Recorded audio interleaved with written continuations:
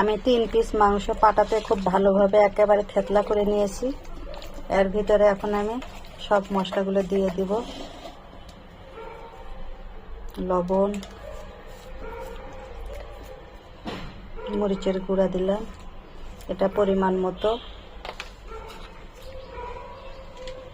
এখানে আমার বাসায় যত রকমের মশলা ছিল সবগুলো মশলা আমি বেটে নিয়েছি, সেগুলো দিলাম। তার সাথে অল্পটুকু সয়া সস,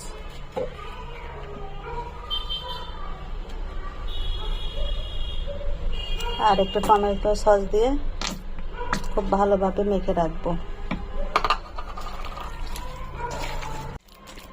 আমার মাংস সব ম্যারিনেট করা শেষ। এখন আমি এটা 1 ঘন্টার জন্য রেখে দেব।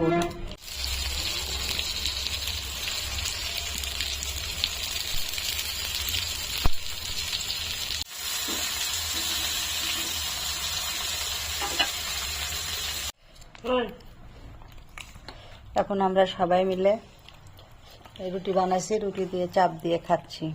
আলহামদুলিল্লাহ, অনেক মজা। সবার দাওয়াত রইল খেতে।